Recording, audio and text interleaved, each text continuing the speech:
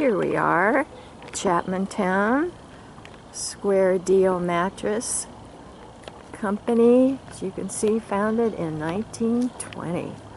Wow. Let's go talk to Jamie.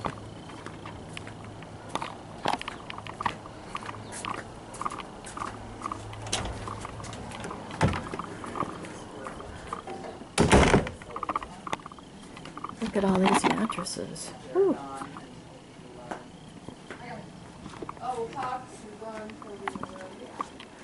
Hi, I'm looking for Jamie. Oh, she's right over in here. Let me get her for you. Okay. Here is where the mattresses are made. Wow.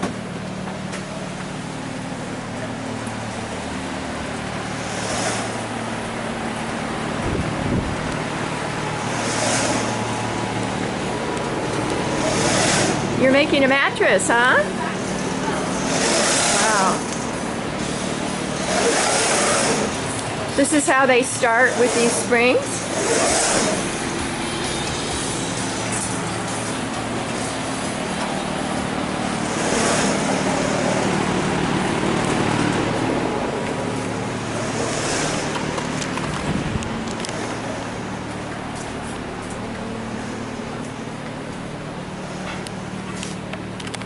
Thank you for talking with us. So this wonderful, beautiful place was started in 1920. How did that happen? Who were the owners and the originators? My great-grandfather, Ennis Rife, started the business when he was 16 years old. Really? Yeah, in 1920.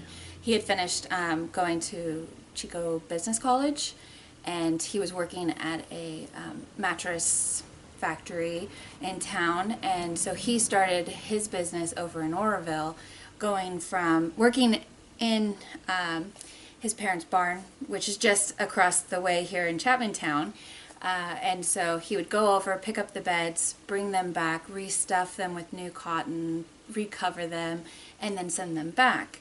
And that was about 1917. He saved up enough money and he bought this property, and that's when he created Square Deal Mattress. So at that point he was still a teenager. Mm-hmm. Yeah. Did his parents back him, or do you know how he got? They were working at the Diamond Match, and so they were all, we have been in this community for 7 generations. Wow. Yeah. So. Do you know why the original founders came, your ancestors came? Was it part of the gold rush? I'm not, they were coming from Rocky Ford, Colorado.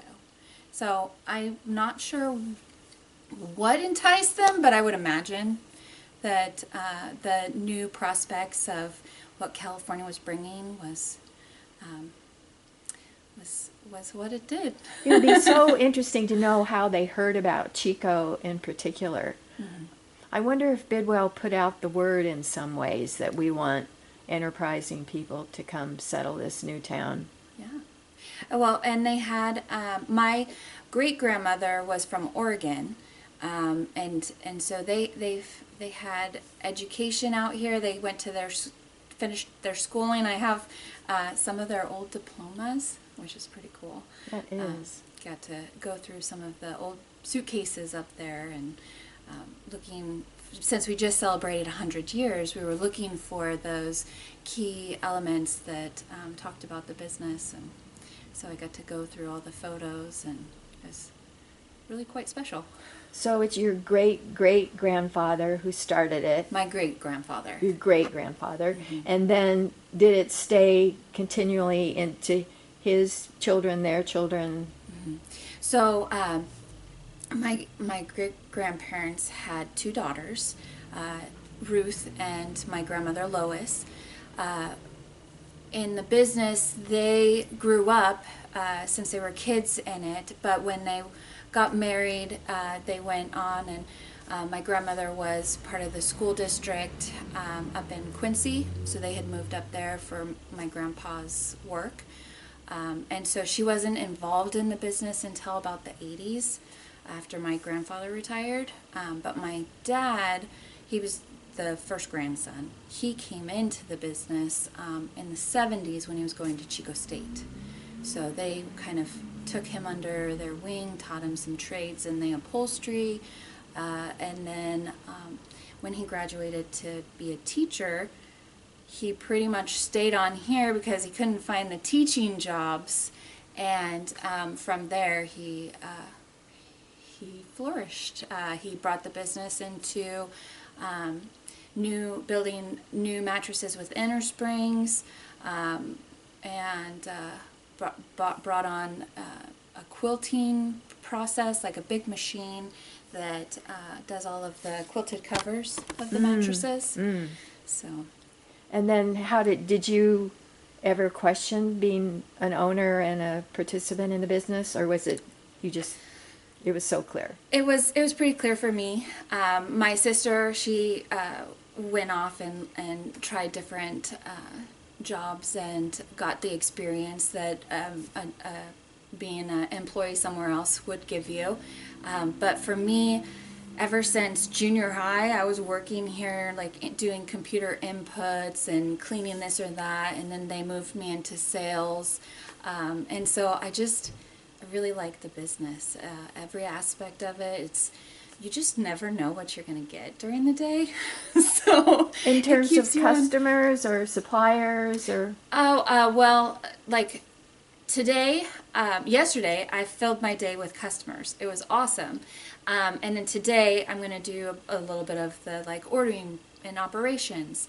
My sister's over in upholstery, learning how to, reupholster a chair, take it from to the bare frame and build it back up to bring new life to the furniture. So you and your sister are the co-owners, managers? Yes, but my dad is still here as well. So my mom retired last year, and so he does a lot of running errands with her, but he's still very active in the business. Comes in every day for a little bit and checks in. Two businesses that I've talked with said it was pretty easy to have your dad be the boss because it feels natural, but there was some sibling rivalry, so the siblings divided up tasks. So I'm in charge of this and you're in charge of that. So I wondered, what are the family dynamics of having family owners? Well, that it is difficult you can't all be in sales because we know our products. When it comes to ordering, if you have too many people ordering something, like a supply, the purchase order said verbally to someone, hey, I ran low on this thread, I need you to order it. Well, they told them, and then they told me, and then I ordered it, and they ordered it, and if I don't do my due diligence and look at the prior purchase order, then we could be double ordering. But there's systems in place. So as long as everyone is key to those systems, there are double checks that make it go more smoothly. So while there are certain things I shine at, there are other things that my sister shines at. And so she focuses on, in the factory portion of it, she's very mechanical. And so she can go through and fix sewing machines, and she's crafty too. So that's helpful. Yes. So she'll come up with some different ideas on how to do this or that. And in 2007, when we had our new fire laws with the mattresses, she came out with a handle system that would work with the fire regulations. So we were able to test that and get our handles back onto our mattresses, because to try and flip a mattress without any kind of real structure, it's a little difficult. So your strength is the people and organizing kind of part? Yes, though I find myself to be really shy. So to get out and just talk to people is not my forte. But I know my business, and so when I'm talking to folks, it's something that just flows freely. Like so now. I want to give you the knowledge that I have, because you're in search of a mattress. You're not just going to a grocery store to pick up a bed, you're coming to the mattress factory. So I want to give you every information I can pass on to you as to why this is better than that, or being a side sleeper, this is more what you're looking for. So May I ask, do you and your sister have kids? we do. And where are they in the chain?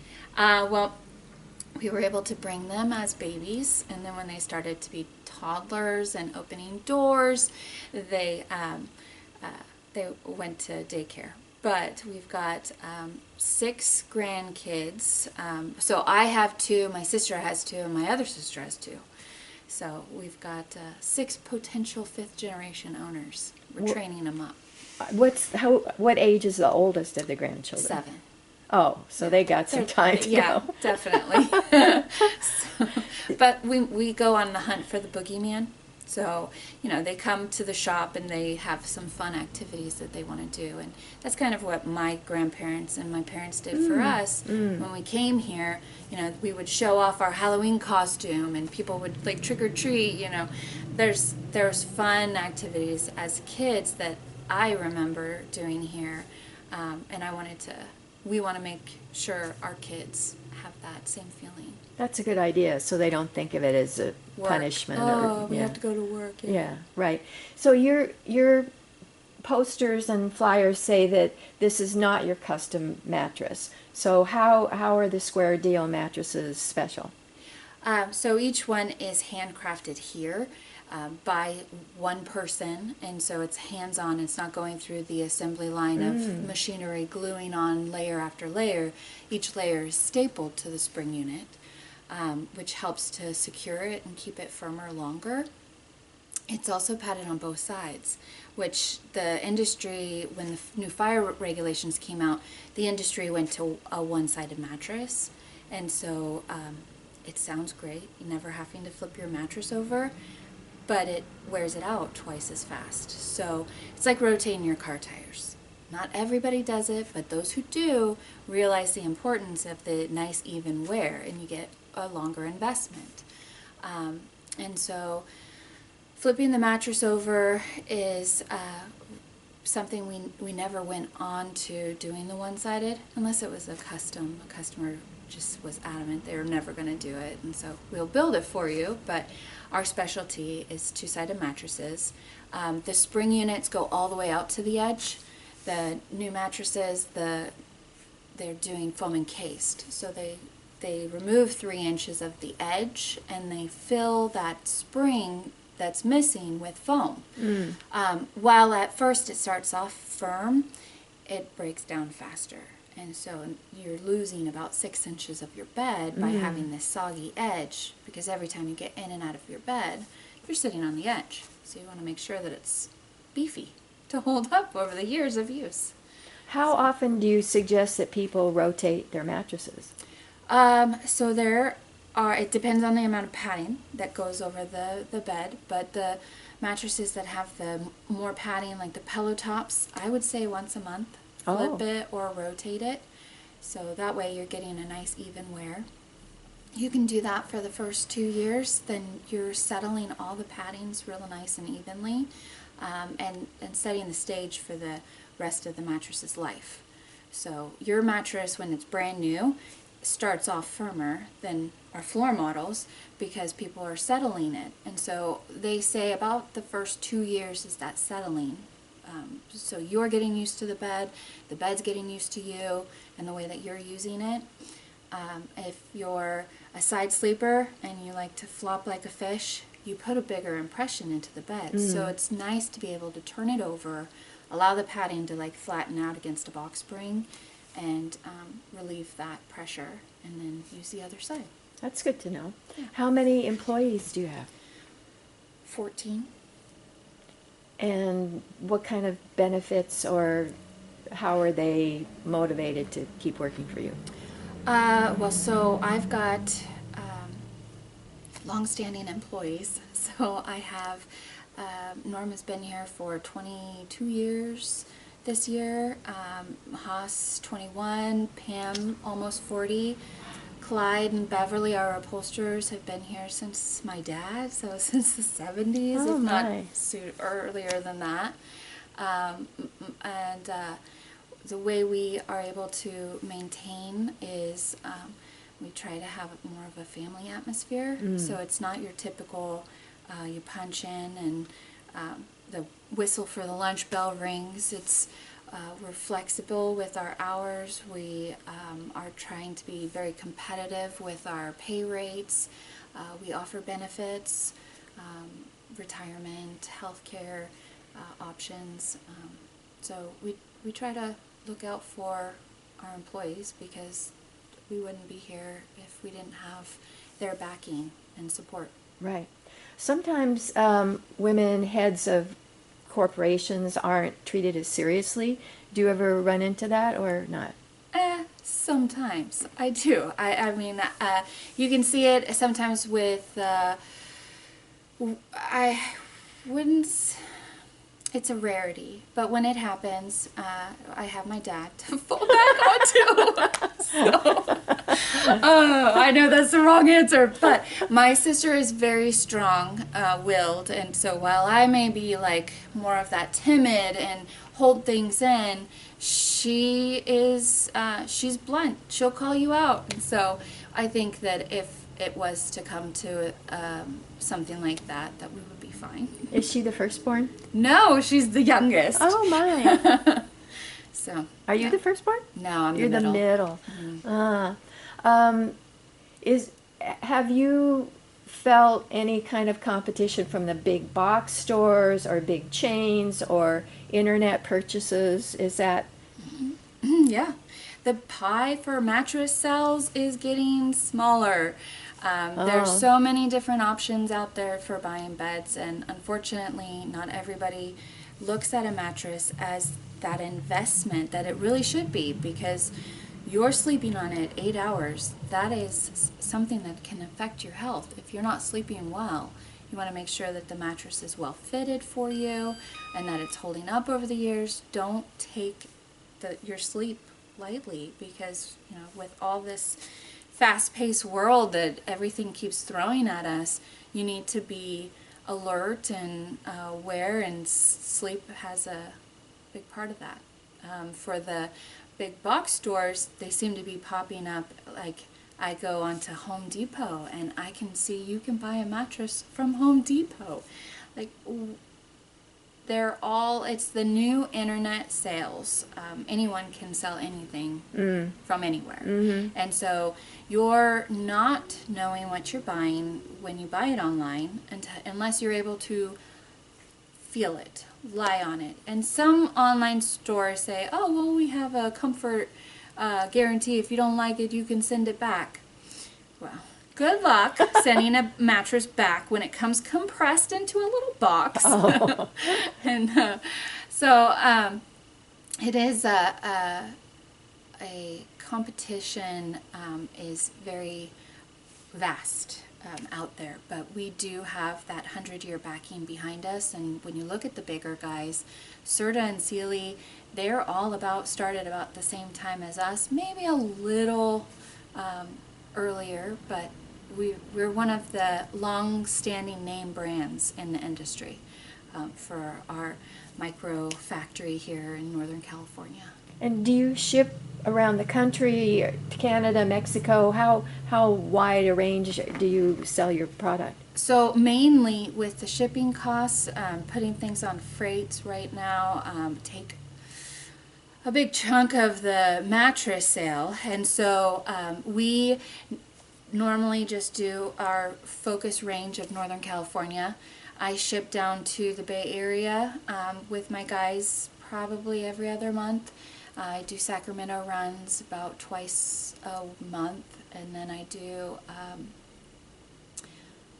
let's see, just our normal routes. We do the Redding area and down to the Sacramento. So I would say that's our range, but I freight anywhere. So I have our mattresses and some bed and breakfast and hotels. And so the clients who stay there love the bed, and they're willing to pay that because the freight costs, because they have had such a hard time finding rest. And so we're shipping our mattresses all over the country. Say if you wanted to ship to LA, roughly how much would it cost for one mattress? So it is about $350 to $500 Oh, wow. to ship the bed. And that's to get it onto the freight truck and get it to your front door. And then you have to figure out the rest because it's a freight company. It's not the like white glove service where we're coming into your home, setting it up in the room and hauling away all your old bed sets. The dumps charge a lot for old mattresses. They shouldn't. California is under a Bye Mattress program, so they should not be charging consumers for recycling the beds. It's something that started in about 2013. So you're able to now, when you buy a new bed, you have to pay $10.50 per piece. So on a king, that's 3 pieces with the 2 box springs and the mattress. But you're paying that recycling charge up front. So you don't, when you go to recycle it at their drop-off locations, you shouldn't be charged. But if you take it to the dump south of town, Yeah. they'll charge? No. Oh, okay. They're one of the, you can go on to buymattress.com and find who's part of the program. But there are drop-off, and Neil Road is one of them. So That's good to know. Yeah. Shall we go look at the old photographs? sure. Okay, great.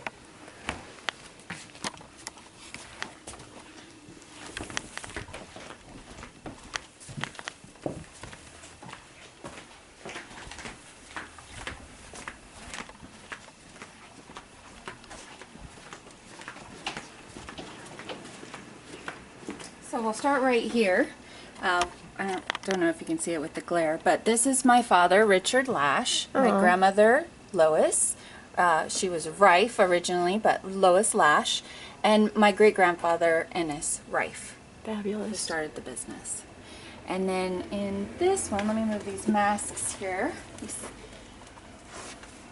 We have Richard and Ennis standing next to a cotton picker. So there's little spikes on that belt. So you feed the cotton through while spinning the wheel. It turns the cotton back into an aerated fluff ball. So that would help to give you a new feel to your bed. So you could do that to the new cotton bales as they came in, or he could have done that with your old bed, depending on what you wanted to pay for. When do you think that was taken about? That was taken, I'm gonna say, in the 95 zone, maybe 92. And this is your dad? Mm-hmm. Okay. And then over here is my great-grandfather standing next to one of the delivery trucks. Wow. Any idea when that was? I believe the truck was like a 34. Oh, wow. So it was sometime between 34 and So this 40. is our founder. Yes. And then next to that picture is both his daughters. My grandmother Lois is shading the sun from her eyes. Oh. This is great. And that's the old-fashioned hand-tied cotton fluffs. So they were upholstered pads. Each stitch was done by hand. So it took a couple of days to build the beds. Wow. Yeah. How long does it take now? A couple of hours. But we still ask about 3 to 5 days so that we can go through the process. You know, some of them are upholstering the covers, cutting them down, getting them ready for the bed.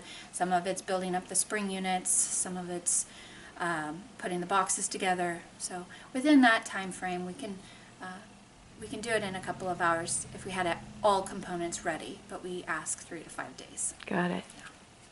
And then we do upholstery. So this little photo here is on the upholstery, building up a furniture frame from the springs on. You customize the support system, the frame design, the fabric, and we build it up for you. Great. Thank you.